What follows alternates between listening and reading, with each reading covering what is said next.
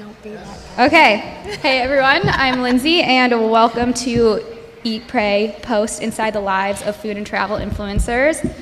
First I want to introduce myself real quickly. I am a freelance reporter for In Touch magazine and Life and Style magazine. I also have a motivational blog and I also own my own influencer relations and events company. So that's a little bit about me, and now I want to introduce you to all of our lovely panelists, and they're going to be introducing you from this way, so we can start with Mike over here. Hey, I'm Mike Prasad, co-founder of Tiny Sponsor, but also food influencer, I guess. I was a co-founder of a company called Kogi Barbecue, which was the first social media food truck with chef Roy Choi, which started the entire food truck trend about a decade ago, so it's dating myself. But and I've done some travel stuff as well. I'm working on a pilot show that's a Life of DJs meets Anthony Bourdain, meets travel and food. So, yeah, that's me. Hi, my name is Tinger. I am a travel and food blogger for the blog Dash of Ting, and I promote cultural diversity for travel and for food, particularly healthy foods. I've worked with platforms such as Tastemade, Matador Networks, BuzzFeed, and my latest collaboration is with Thrillist. My name is Sarah Gim. I go by The Delicious on Instagram and Twitter. I blog at thedeliciouslife.com. I've been doing it since 2005. And it's all food, just restaurants, cooking, some healthy stuff. Yeah. Hi, I'm Mona. I'm known as Mona Corona online, and I'm a luxury travel blogger and a lifestyle influencer on Instagram, and I also teach social media marketing at the Fashion Institute of Design and Merchandising. Hi, I'm Josh Zimmerman, founder of Jay-Z Management. I am a manager of one of the biggest YouTubers in food and travel, The Food Ranger, just passing 3 million subscribers this past month. And also a life coach for creators who are experiencing burnout. Awesome. So for those of you taking notes and everybody who's here, we're going to break this down to 3 different topics. What we're first going to be talking about is how each person here got started and how you guys can get started on being a food and travel influencer. Then we're going to be talking about creating content and collaborating. And then we're also going to talk about what everyone wants to know, brand deals, and how to get money. So to get started, everyone, you guys can chime in wherever you want, whatever order you want. But I wanted to start out by saying, how did you guys get started? Because, you know, back in the day, influencers didn't even exist. Well, I got started back in like 2010 or 11 when Klout was around. For those of you who aren't familiar, Klout was like the first influencer platform. It had an algorithm that determined your social relevance. So if you had a high Klout score, then brands would send you gifts or perks. So I remember the first perk I ever got was a Sony MP3 player, and this was around the time that Instagram was just starting, so I posted it to Instagram and it got like 12 likes or something like that. But as my audience grew, I was able to join more of these networks, which were like the second wave of influencer networks, and that's still a big part of how I monetize and work with brands today. But it wasn't until I started my travel blog about 2 years ago that I was able to mostly cut out the middleman, which are the influencer networks, and be able to work directly with the brands and get sponsorships that way. So I started back in 2014 on the official daily show YouTube called YouTube Nation. And I was doing rights and clearances, and I was reaching out to creators that I had no idea who they were. And didn't realize that they were some of the largest creators and then some of the smallest ones, but fell in love with that community. My background is in television and entertainment, but I fell in love with this community that was able to tell stories the way that they wanted to, and have an audience that was able to reach around the world, and also wanted to make sure that I was there to help protect them and also get them the most money possible, and know that they have a business, not just a following. Okay, I'll go next. So I actually started back in, let's say 2015. It started because I was on a program to lose weight. I just felt tired all the time, sluggish, I felt bloated, and I was like, I have to do something different. So I went on a program to lose weight, where I was eating lower carbs several times a day, drinking a lot of water. And then because of the success of that program, people started asking me, Tinger, how did you do that? And so eventually I started teaching people how to lose weight through the program. And people were like, Tinger, I want to lose weight, but I don't want to eat a salad. And I said, I don't want to eat a salad either. So for me, a lot of my clients were of diverse backgrounds or have diverse palates, so I started creating low-carb recipes and posting it on the blog. So ultimately, the blog Dash of Ting is for people to come and learn. And then people started asking me, Tinger, I don't know how to cook, I don't have time to cook, I don't like to cook. What can I eat, when I go out that's relatively healthy? So I started posting that on social media, and that's how Dash of Ting came about. And I continue to help people in that route. I started just randomly posting on Instagram, no focus, no goal. And after posting a few of the same kind of foods, a sponsor or brand reached out to me. And as soon as I got that one thing, I suddenly was like, oh my God, I could make money. So that's when it started, like a few years ago. But I didn't start with like the goal of doing it. It just happened over time.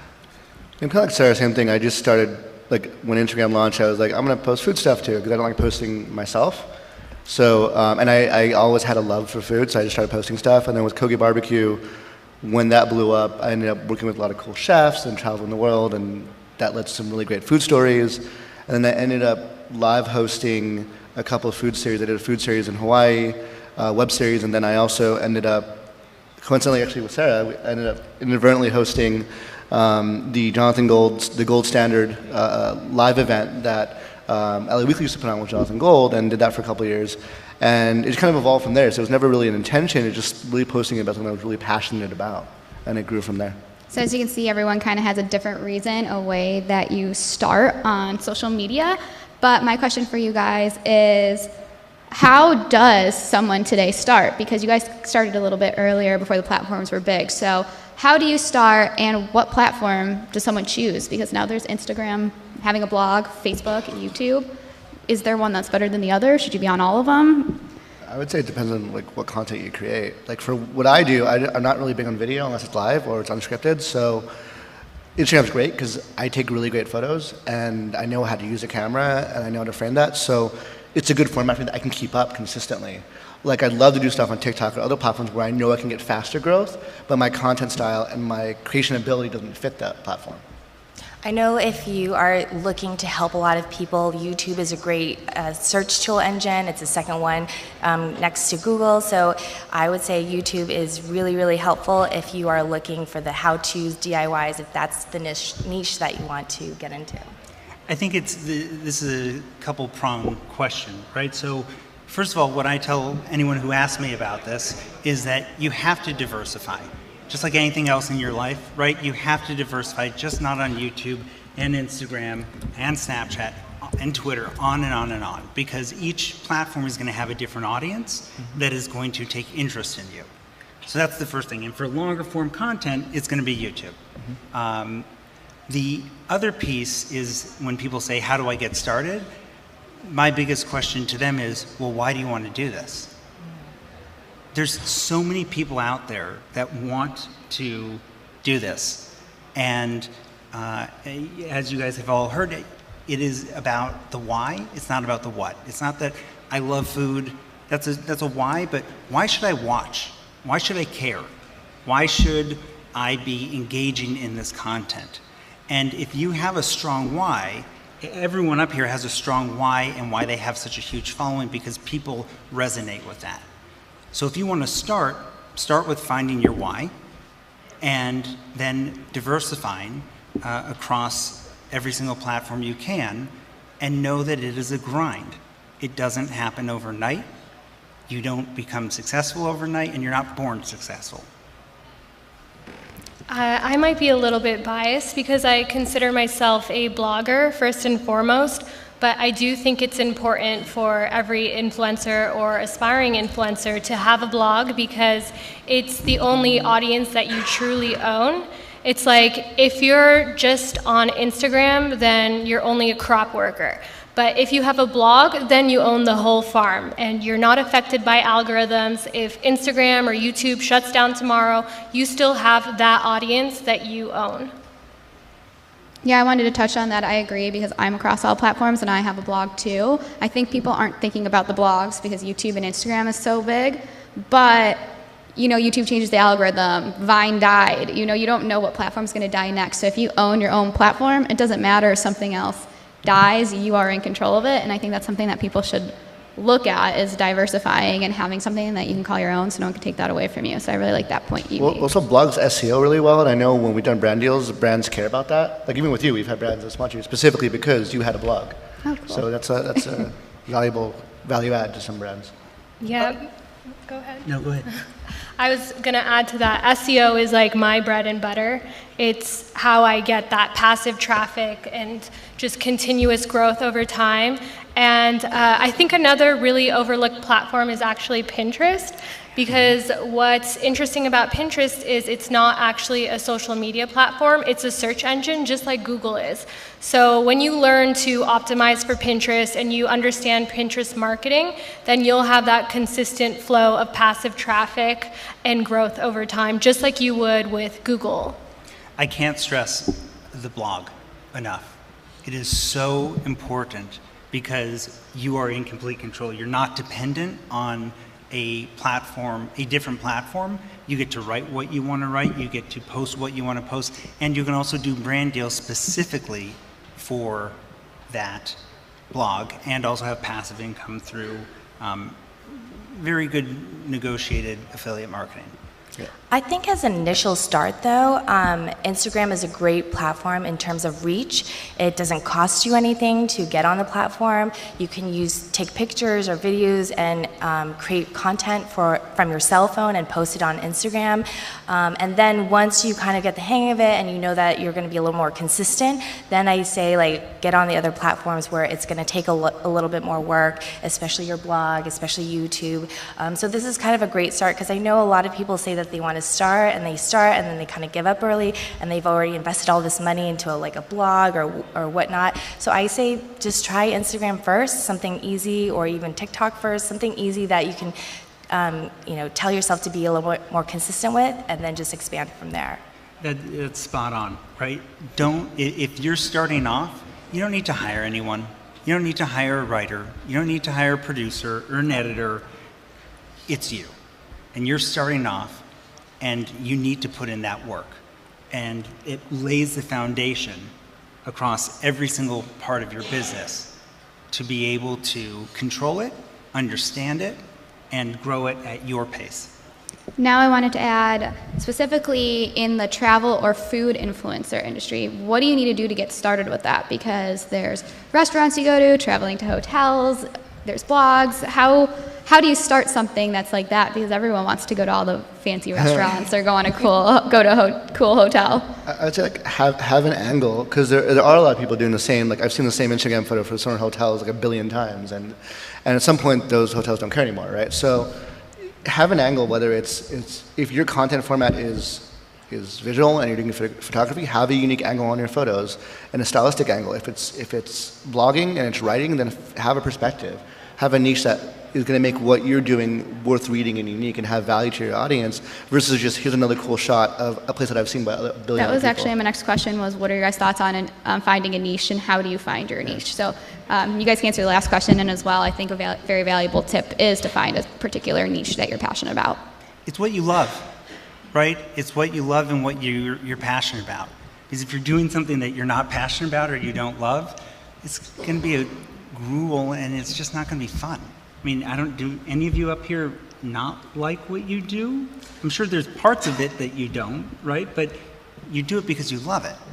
And the parts that you don't, if you really love it, the parts that are hard and the stuff that you don't like to do, like the sales part of it or the business part of it or whatever, dealing with brands, it makes it obviously much easier to do than if you're like, oh my God, I have to post another picture of I don't know, like an outfit of the day, which I would never do.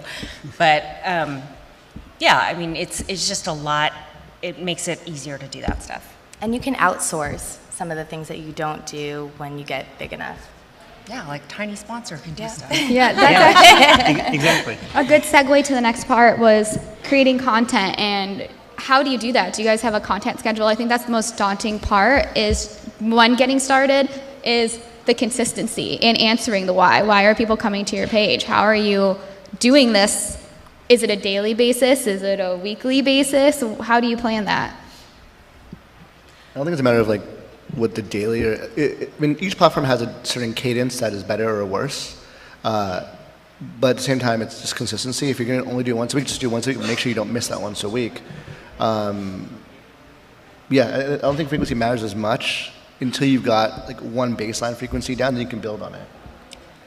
I think also when you're creating content, I say, like we had mentioned before, have a niche, like have a purpose. Like, what is your caption going to say? What is your video going to say? What message are you trying to put out there? Don't just say like puppies and rainbows. That's like one of my biggest pet peeves, is say something that's worth someone listening to, like whether it's advice, for example, for my blog Dash of Ting, or on my Instagram, I talk about different ways to eat lower carb foods. Like, for example, you can have shirataki noodles. It's 10 calories for, one serving, and so people come there to make those discoveries. It doesn't necessarily have to be food, it could be travel, it could be fashion, but say something that people actually want to keep coming back to. That way when you start working with brands, it doesn't come off as spammy. When I make recommendations of different foods or different locations that I promote, they're okay with it. I've never ever had any of my followers ask me like, Tinger, I get it, you need to make money, this is a sponsorship deal. I've never had that, because every single time I'm posting, I'm pushing a new idea, I'm sharing a new idea, I'm sharing a new product, and something that's always helpful for my followers. It's that why, right? Yeah. Can you I'm not following.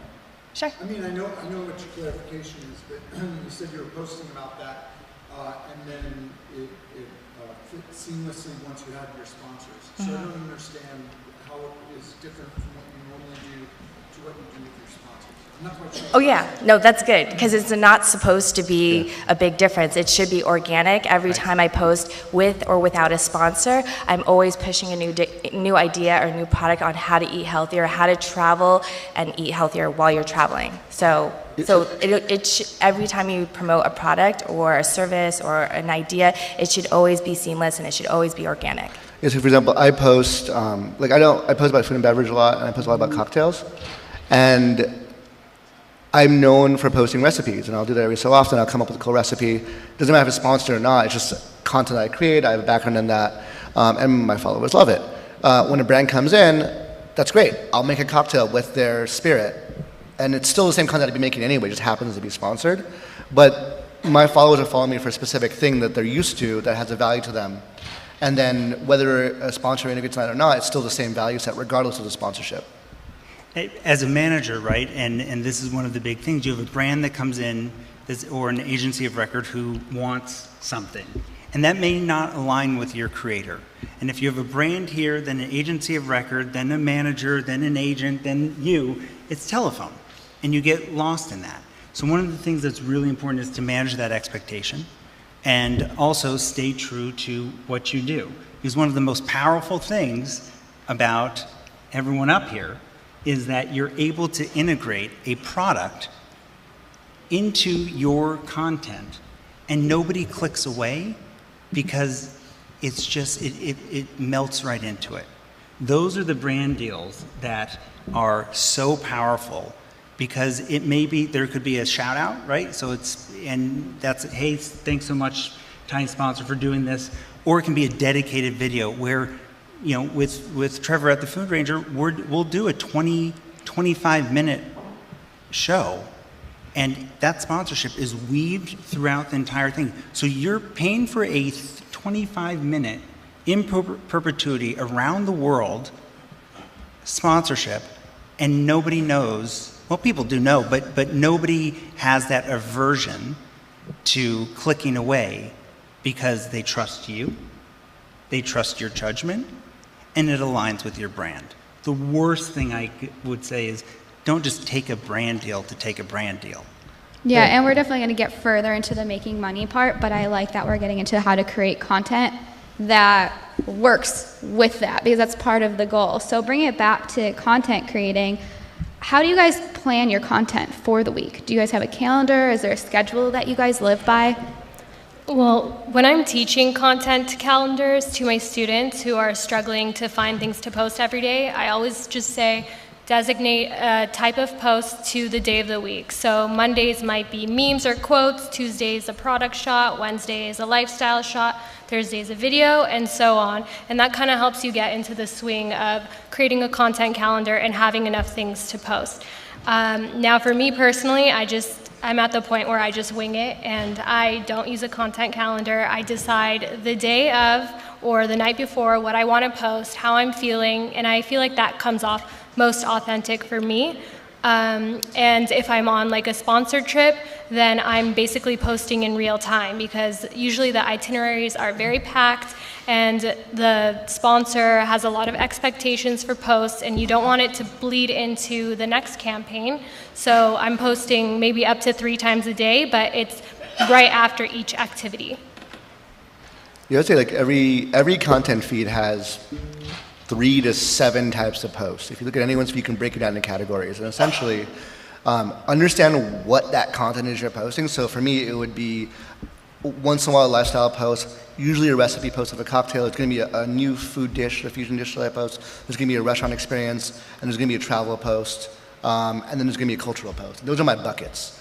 And I don't have a calendar per se, but like I do recommend that you have a rough calendar. Say, okay, cool, across the month I'm going to rotate in this order around these posts. It creates variation, but it creates regular content that someone's following. But on top of that, like for me, I have a bucket on my phone. I have folders that go, okay, cool, here's a bunch of cultural content, here's a bunch of travel content. And so whenever I want to post, I'm like, well, I'm due for this type of content. Let me go see what I got. And so I'm a little bit more flexible on it.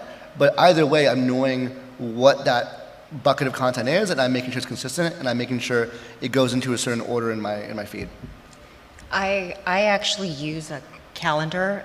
You're so good. That's Better than me. I think it's because I do food just cooking and recipes, and that's really driven by the seasons and by the holidays. And so it is helpful to have an actual calendar, whether it's a Google Calendar, I use that, but I also use an Excel spreadsheet. I keep track of holidays, even big events, this conference, kinds of things like that. You put in what you want to post. That's what I do. I put in things like I plan to post. It doesn't always happen that way, but it's helpful to have something there to add a little bit of structure, because Instagram and social media is so crazy and things change. It's nice to have structure, at least for me. So. And how far in advance do you make these calendars? Do you plan them a month in advance each, or a few weeks in advance? Me? Like my calendar is for the whole year. I would say like putting detail behind the content is like out like 3 months. So, thinking about 4th of July stuff. When you're in food, you're like, oh my gosh, I have to do like red, white, and blue cakes, or you got to plan in advance for that. So, yeah, far out. There's tentpole events, right, that happen every single year. So that's the first thing. My advice is the KISS model. Keep it simple, stupid. Really just go for the tentpoles as you're starting off, and then things that you find interesting that you're celebrating. And as you start to build that out, if you know everything that's going on, the big tentpole events of the year, well, now you have a year calendar, and you can backfill that. But it's, again, just little pieces. You're biting off little parts of time. So the first time, try a week or a day. And it just starts to grow because it starts to become a habit. And how do you guys create the content? Do you guys hire a photographer, a videographer? Do you have a camera yourself? I personally take some of the photos myself. I did recently hire a videographer to help me, especially with my sponsored deals, because I want it to look flawless and seamless, and especially if they're paying a higher premium for that content, they also may want to repurpose it on their pages. So for me, I do a combination of both. But again, if you're just starting out, just use your phone, borrow someone's camera. Don't spend like $10,000 on like a new like video, like a camera or a stabilizer. It's just not worth it until you find that consistency. I would say learn to shoot with your phone, especially like I have an iPhone. With the exception of maybe 2 or 3 photos on my feed, every single photo is shot on an iPhone, and a lot of people think that I have an SLR or some crazy setup. And if you understand light, and there's enough light to shoot, and you bring a light, like that's the biggest thing, right? But as long as you have good lighting, most cameras, if you know how to use it, will take amazing photos. So work with what you have, build up from there. When you get into video, it's a little bit trickier, but the iPhone also has amazing video. So I think there's a lot of flexibility with whatever gear you have. But I think it's more about strategy. It's like knowing what you're shooting, why you're shooting it, what's the angle that makes it unique. Make sure the lighting is there, and make sure the consistency is there and the story is there, so that people are engaged with it. And if it's not perfect, there's apps that fix that, so don't worry. Yeah, what about, that's my final question before we get on to the money part, which I know everyone's interested in, is what are your hacks? So what are the apps you use? I like how Mike saves his photos to an album in his phone so he can instantly update it. Do you guys have any other apps or hacks that you do to make your job easier? Lightroom for editing. That's just the one that I love. I use Snapseed for photo editing. From the manager standpoint of worrying, I'm always wanting them to back up all their content on some kind of cloud.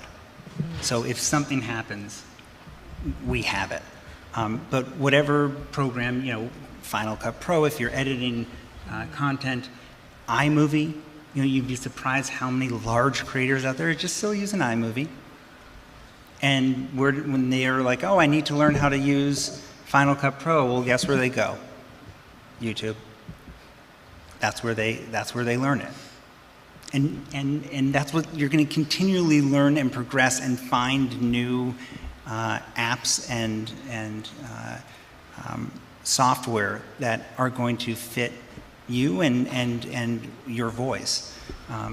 There's an app for everything. There is. And the last thing I wanted to add too is if you are eventually to the point where you can go across platform, you can reuse content in different ways. For example, for my blog, I'll sometimes copy a snippet of the article and use it as my Instagram post or a Facebook post. Or I have YouTube videos and I'll shorten them for Instagram, and that way you have more content, and I save it to my phone as well. And I reuse it in different places. You reuse it for holidays. And I also wanted to note that having a calendar of holidays is really good to have too, because those things are trending, Cinco de Mayo, Christmas. If you make sure you post on those days with those trending tags, really helps with the growth, and also gives you some deadlines of things to work to help you with your calendars. But yeah, on to making money, because that's, one of the reasons people want to be an influencers these days is they want to make money to live their dream life. So the first question I want to start with is navigating when you're a food and travel influencer. Because as an influencer, a lot of people will want to offer you a trade for something like that instead of paying you money, because vacations are a lot of money, fancy dinners are value. So how do you negotiate those kind of deals? Very quickly, no. You're worth money. If you're creating content, you're worth something. And brands, and unless you really want to go on this trip, and you really are going to be like, oh, I'm going to get a lot out of this, that's fine. But as a manager that does these deals all the time, free flights, you can afford a flight. You can get somewhere. And if you can't, take the deal.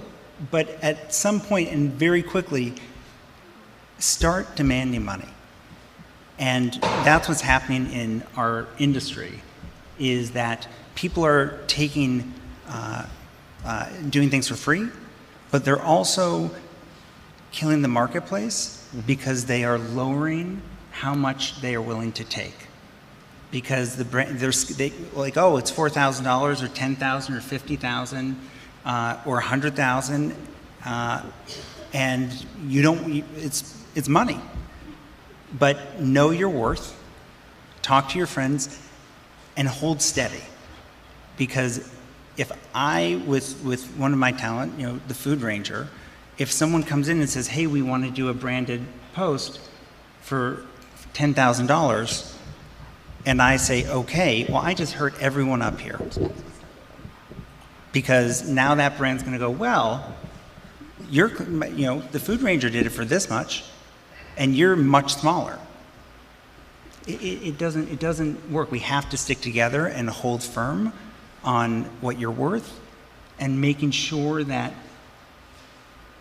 if you do anything for free, you get it in writing, and you also are able to make sure that you get a lot more out of it than they are getting.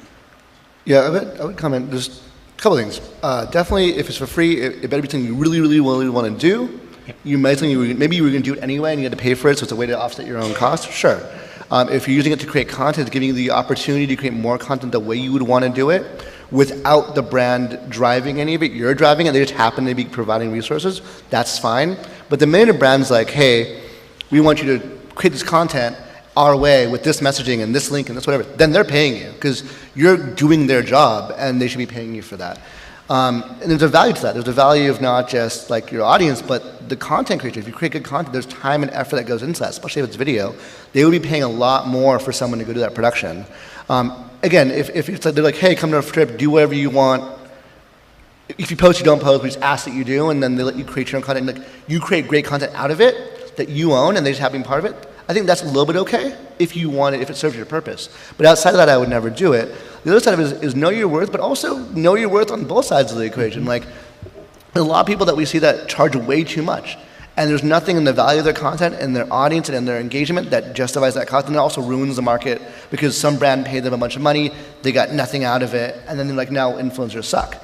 But on the other hand, we've seen people that are really, really great that should be charging more. So just get an idea of what your value is, and I would break that down into like the value of your content creation, the value of your distribution, which is your audience, the value of your engagement and conversion, and those are the components that go into what you should charge. Then if you're a celebrity, you have either endorsement value or expertise that also adds into that value equation. I just wanted to add, we have about 8 minutes left, so everybody knows. Just piggyback off of him, if we take a step further, or take a step back actually, when they say like you should charge for what you're creating, you actually need to recognize like, can I bring value to this brand? If you can bring value to the brand, absolutely charge. You know, if you're starting out and you have like 5,000 followers, no followers, then no, you are not of value to the brand, so why would they pay you? I mean, of course it's your time, but you also get something out of it, which is some type of product or service to help you elevate your own brand as you're growing. So for me, I actually have worked on both sides of the industry. I've worked in digital advertising for over 10 years, and I also have been a content creator for the past 4 years. So you know, it's a rarity to be able to work on both sides of the industry and understand that there has to be value provided to both sides in order for it to work. So for me, when I pitch myself or I pitch other content creators, because I also broker deals with them, I always pitch their audiences. Will their audience actually become potential consumers for the products that we are partnering with? And if the answer is yes, which typically is the answer, then that's when you can charge a specific dollar amount. So you always have to ask yourself, like, how can I bring value to the brand? And if you can bring value to the brand, yes, absolutely charge. But if you can't bring value except like, oh, I'll post to my 10 followers, that's not good enough. So I think influencers need to always keep that in mind, and brands also need to keep that in mind when they're looking for influencers, like, hey, can their audience or their content actually help elevate my brand? So it goes both ways. Is it relevant? I think also follower count doesn't matter as much. So I'm probably the smallest follower count on the panel. My Instagram is about 2,500. My Twitter is about 7,000, like 6,800. My Facebook is about 5,000. So it's not a huge numbers, relatively speaking. But I charge an outsized amount for when I do sponsorships. So the reason why is because for the things that I'm focused on, cocktails and high-end specific type of food, I can sell audiences. So for example, I co-hosted a dinner with a restaurant. It was $250 tickets. We sold out 50 tickets in the first day off my post at $250 a head. So that's really good, right? And very good. So I think knowing your value and specifically where that value is, not just the count, but like what scenarios where it works, then you can charge a lot more. Because this will be the last question, because we have about 5 minutes left. So I want to make sure we have time for any questions anyone may have. But this will be a two-pronged question: is how do you guys find the brands to pitch to, and then how do you pitch yourself to them? Okay, I'm going to piggyback off of the last conversation because it relates to your new question, but the biggest downfall I see with influencers pitching themselves to brands and wanting to monetize their content through brand sponsorships is that they focus too much on being content creators when really influencers are first and foremost not content creators, we're entrepreneurs. Only like 5% of what we do is content creation, and the other 95% is sales, whether that's pitching to the brand, selling to your audience, selling a lifestyle, writing content. If you're thinking in terms of closing a deal instead of how much content I can provide or what kind of content I can provide, then it's a lot easier for the brands to start saying yes to you, because now you know your unique selling proposition.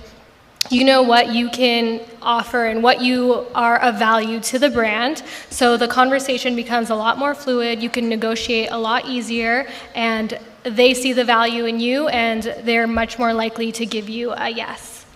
For me, one of the things is that when a brand or somebody comes to one of my talent, I don't want my talent ever to say no. I don't want them to ever be in a bad light to any brand. They can say that to me.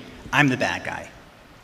I'm the one that's saying, you know, we're going to have to pass, unfortunately, or yes. And having that shield right up protects the creator from, you know, feeling like their IP is being infringed upon or being pushed. But that's really my job, is to make sure that I'm protecting the person and their assets and who they are, and if the brand wants to interact, you're very, very careful how that happens. And if you don't have a manager, like knowing whether it's with Tiny Sponsor and a profile with your packages of what you do and what you charge, or a rate sheet with a one sheet that says this is specifically the type of things I create, having that out where it's not you saying, oh, you know, I can't do it for $20. But if you go, here's my rate sheet, here's what I do, and here's my clearly stated rates, and maybe a little bit higher, but if you're setting a precedent without you saying no, and then they'll be like, okay, well, you know, we can't do that, but maybe we can make it better some other way, or maybe they're like, you know what, that's not going to work for us. That's fine, but you're not having to have that negative conversation. Right. I'm not going to negotiate against myself. Yeah. Right. So I have a you know, for my talent, I do have a you know, a deck, a one sheet, etc. But I'm very private about what we charge for each different kind of post, because it really depends. Mm-hmm. So when a brand says, hey, we have this much, and I check with my talent and they're like, I don't want to do it, or yes, I'll do it, and I'll say, I think we can get this much. I never want to leave a conversation with a brand having a negative feeling, but just saying, you know, this is not enough for us to be able to do it right now. But circle back, right? So I never want to, and I don't think I've ever worked with a brand and left it on bad terms. Yeah, it's important to be like, add me to your press list. They have press lists, they have events, they will send you different opportunities, like maintain the relationship with the brand because they like you. Because I worked on the agency side too. If they're like needing someone for a post and they have money and they need to show it to their client, they'll contact you first because they know you will respond really fast to them and you're easy to work with. You'll show them like what maybe this isn't what they want isn't a good fit, but maybe it's other format, or other setup, or a deliverable set might be a better fit and within their budget. Yeah, so we only have like 2 minutes left. So before we get to everyone's final thoughts, does anyone have any questions? We probably have time for like 2 questions. Okay, you had your hand up first. Just really quick, how do you, when you're just starting out, specifically know what to charge, and where do you go to look at that for Instagram, tinysponsor.com/calculator will you put in your username for Instagram and your industry, and it'll give you an estimate of the media value. So the media value is just like the equivalent value of ad spend and exposure. It doesn't count the value of your content creation, but that would be a good baseline. But specifically for Instagram, tinysponsor.com/calculator, but specifically the /calculator part because it's direct link only. I think you should like talk to people in your industry too and just ask, and not make money such a scary thing to talk about. You know, the numbers range pretty widely, but it's good to have the information. There's a great article on Hootsuite that goes through all this stuff. That's for 2019. You've seen an article. It's a good one. Like Yes. if you Google Hootsuite, like influencer rates or something like that, it comes up. Yeah. Influencer rate 2019. Yeah. And then we have time for one more question. In the back on the right. Okay, you in the back. Sorry. Do most of them actually measure the response? I mean, I've worked We in can. magazines and things like that, and advertised, and I never get to really measure it. So I'm just really curious, do they actually know what you've brought in many cases? If you want to know those kind of specifics, it's going to cost you a lot more money. This is the cold side of me coming out, okay? Because of the fact that we have more data than anybody. We know exactly who our audience is, and we will share that to a certain extent with a brand. But the really, really important thing is that the brand understands what you are bringing to the table. You're not bringing, for me, it's, what is the KPI? I'm not selling a thing of Tabasco. I'm not counting how many SKUs are moving. What I'm selling is a advertisement saying your name in perpetuity, forever, to every single corner of this earth and whoever else is out there, and your name being said again and again and again, 24 hours a day, 7 days a week, nonstop. I can't control somebody if they buy something or not. What I can control is how many times, how the message is going to go out there and that you're going to remember that brand. And so when you're ready to buy something, you will. It's visibility and exposure, right? So there's different metrics that tie to that. So like, what's your engagement rate? What's your visibility? Do you have a decent area? Do you represent something? Those are non-sales metrics that are still metrics, right? That someone's going to measure and look at, and you can use that to judge a deal. You can also use, like, say you have a professional photographer and you can tell them they have social media rights to the photos that they can upload to their Instagram. So instead of them having to hire models and everyone included, you send that to them. And what's great about that too is if it's a page that has like 1 million followers, they're going to tag you, and it's kind of like a cross promotion. So that's a great way to get them to pay you more money and add extra value for yourself. Is there any? We have time for actually one more question. I saw you were up early. When you said doing a blog, what format, what platform, what do you use for your blog? WordPress. I use WordPress too. Yeah. WordPress. It's the most SEO friendly. Yep. I would do WordPress, and then there's a plugin that pushes to Medium, which gives you more distribution without duplicating the content. It's like a specific thing, and that's a pretty good combo. Any other questions before we finish? You? So, I'm a professional photographer and I shoot a lot of food. And so, one question that I have for all of you is how do you differentiate content creation versus photography? And when would you hire a professional photographer versus something yourself? I managed a photographer, art of photography. You're a creator. It's a marketing funnel. So I wouldn't split it. So you have amazing photos, and I know there's a lot of stuff that goes into it. Do you shoot all those yourself? Yeah, I mean, for photography, when I'm charging brands on the photography side or the styling for the food, I build that into the pricing with my hours or however you would do it as a photographer. And then when you're posting it to your Instagram, now you're a publisher. So you got to build that into the pricing too. So it's, you figure it out. Do you guys have any final thoughts about anything we talked about today? Obviously, I feel like everyone's most interested in how to make money, but anything you guys didn't get to say that you think is important? Or, okay, if you have one last question, even vocal, so. What is, because I produce TV series, so I mean, I love interacting, I love that. I could do social media all day because I love the people that watch and all the rest, but I have no time for it. So, what's the minimum amount of posts, let's say on Instagram, that you would recommend, or your favorite platform, in a day, or? I mean, I have my framework, which is Instagram is ideally 2 to 3 posts a week, and ideally 1 story a day. TikTok will be once a day. YouTube would ideally be once a week. I would say a blog would minimum be once a week. It just depends on the platform. Twitter would be multiple times a day because of the way it works. Kind of general guidelines. I would definitely say I do about 7 Instagram stories a day and seen really good growth. And something I also do is every morning when I wake up, I will like and comment people's comments of somebody I want to be like. So I have motivational comments. So I'll go to like Oprah's page and find who actually comments on their page. Those are people who engage. And I'll interact with them as well, like 10 minutes when I wake up, or if I can't sleep, or if I have spare time, I fit it in. That's a really good point. Engagement's a massive. Yeah, if you makes a massive engage with difference. other people, and also Instagram stories is a great way in between posting that you can kind of easily get something up that goes like with your content. That would work well for Instagram, and everywhere else is usually around once a week. But yeah, any final thoughts, because our time's about up. Do you guys have any final thoughts? Just make sure that you are consistently providing value, whether it's the brand or if it's the influencer. And as long as you can provide value, then you can always charge a fee for what you're doing. And because you know that you're worth it, the brand knows that you're worth it, and that way everyone wins and everyone's happy.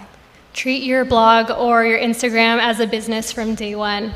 You're an entrepreneur, you're not just a content creator. You'd be surprised how many people would actually respond to you when you reach out. This is a small community, and there are so many times that we get,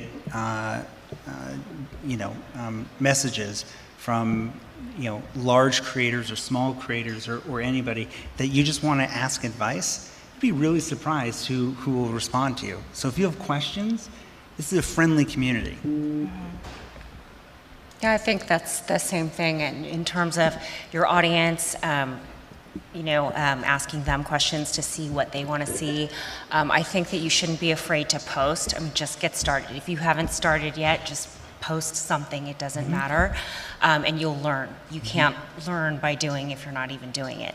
And also, I would say, just because we didn't get to say this, or I didn't get to say this earlier, don't be afraid to just reach out to a brand directly, even on Instagram. I have done some sponsored content for brands just by like sliding into their DMs and being like, I love your stuff, what can I do to work with you? And somebody is on their Instagram and they will respond to you there. That's their job. I had a cafe literally slide into my DMs last week. It was interesting. Look for other ways to monetize, not just, like, sponsorships are great, but especially as a smaller, someone has other value besides just the distribution, like Granny has her cookbook. I'm doing a collaboration on a new product called Kaffa Bars, Kafa bars.com. At Kaffa Bars. And I did a thing with this dinner thing where I co-hosted a dinner. I did a trip where we went to Hawaii with the Department of Tourism and brought people to that trip, and I co-hosted that. So like, all these things made money. They were me co-creating with the brand or with the sponsor, but it wasn't necessarily direct sponsorship. So there's other options as well besides just the straight content feed. Everyone got a chance to go? Okay. You guys, thanks. I wish we had way more time to talk about this, but you can follow us at all of our platforms right here, and we hope this is helpful for you guys.